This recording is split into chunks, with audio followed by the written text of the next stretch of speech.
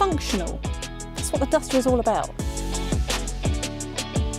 This is the new Dacia Duster, but you probably didn't realise that because it looks the same as the old Dacia Duster. But look, hey, don't worry, valued viewers, because I'm going to run you through all of the things: engines, running costs, practicality, comfort, and what this thing is like to drive. Oh, but indulge me, please. Like and subscribe. Okay, let's get this show on the road. Now, some of you may remember the Dacia's headline figures when the company first started bringing cars to the UK. The Sandero, its Ford Fiesta rivaling small hatchback, was just $5,995. The Duster, albeit with quite a few less toys than the one we have here, $8,995. Dacia still represents great value above all else. But those days of 10 grand family cars are long gone. The cheapest Duster you can buy today, a shade under 15 grand. I mean, come on, what does that even mean? I mean, the original Dacia Duster didn't even come with a radio. But now, I mean, the Essential model even comes with aircon and electric front windows. Then you step up to this Comfort model, wow, extra £15 a month more, and you've got yourself a proper do-it-all family SUV. I mean, styling-wise, yes, the old Duster doesn't look that different to this new one, but apparently every panel is new. You got different lights, front and rear, and a different grille. Oh, and that extra £15 a month includes alloy wheels. Right, straight up, it doesn't look all that different in here either. But the thing is, if you're hopping in here from the old Duster into the new one, there are some very subtle but yet very important changes, like this central screen. Because in the previous one, it looked like the previous owner had it fitted at Halfords. But now look, fancy, integrated, Apple CarPlay, Android Auto, very nice. You've also got Duster written down here, which I think is quite nice. You still have the piano keys for the shortcuts, which is lovely, and physical twisted U dials, praise be. Big fan of that. Again, it's not cutting edge, functional. That's what the Duster is all about, being functional.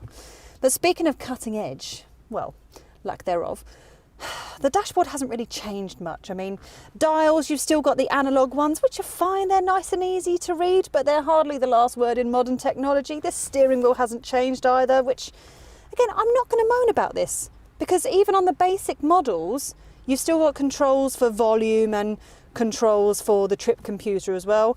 These air vents, they feel a little bit flimsy, but again, cheap and cheerful rather than particularly premium. You get what you pay for.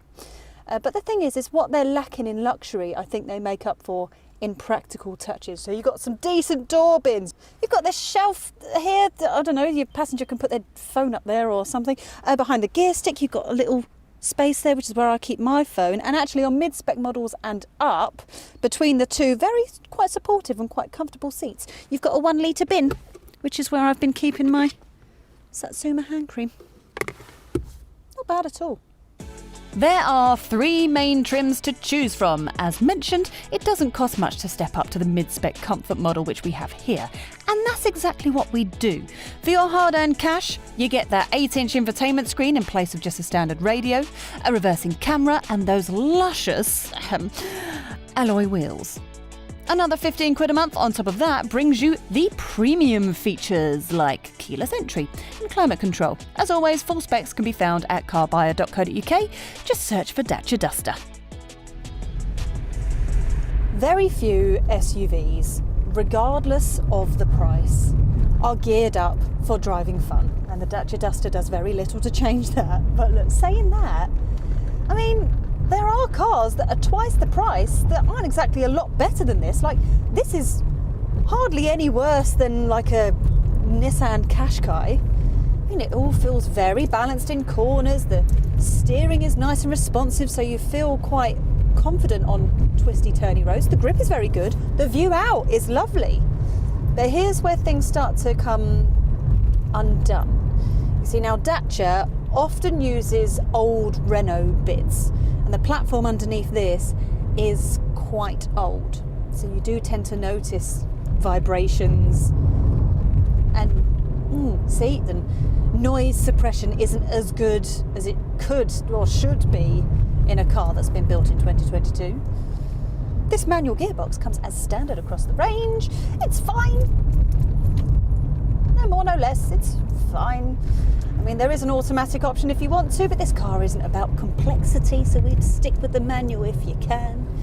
Same goes for the all-wheel drive, actually, because where it does make the Dacia Duster a very impressive off-roader, the gears are quite short. So, I mean, unless you live on a farm or regularly drive in snow or on ice, you can just make do with all-weather tyres or winter tyres. They'll suit you just fine.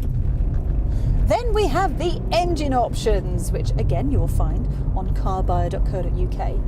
So you have petrols, yes, you have diesels, yes, but then you also have this, the bi-fuel model. Now this runs on petrol and LPG, and it's quiet enough when you're, pootling around town. When you put your foot down, it's slightly less composed. Quick? No, it's not quick. It will do 0 to 62 in 15.1 seconds when you're using petrol, or when you're on LPG, it will do it in 13.8 seconds. Look, the way we see it, if you're going to make use of the LPG side of things, then go for it. If not, just stick with the standard petrol. Ultimately, a sports car driver will find very little to get excited about this car, but also very few people will find the Dacia Duster to be a chore to drive.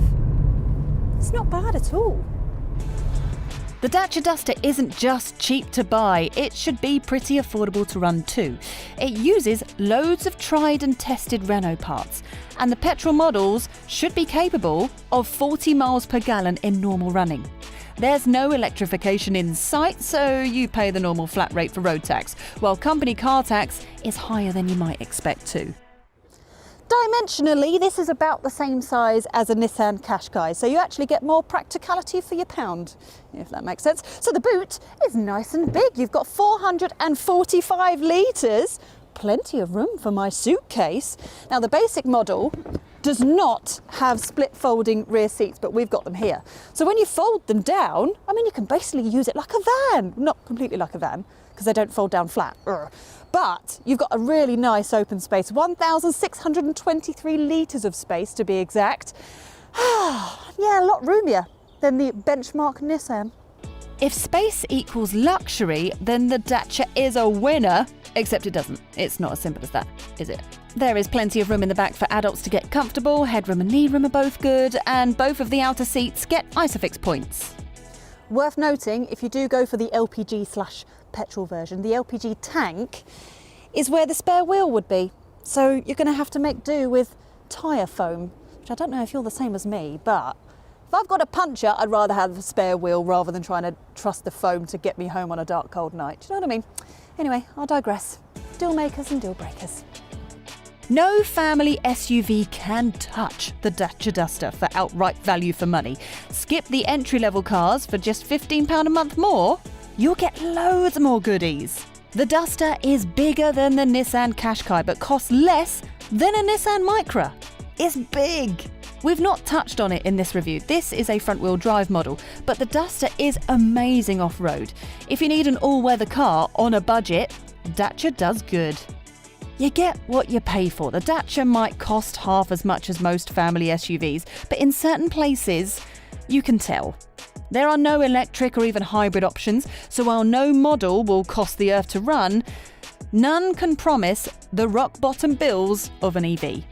So there you have it, the new Dacia Duster. It kind of looks like the old one, it kind of feels like the old one, but every panel is new. I mean, it's not the outrageous sub 10 grand bargain that it used to be. Fun fact, nothing is. There is no new car on sale that's under £10,000 these days. But that doesn't take away from the fact that this is great value for money. It is practical, it is well equipped, it's stylish from the right angles. No nonsense, done proper. If you like this video, then why not watch our review of the Nissan Qashqai or our family SUVs playlist. Thanks for watching.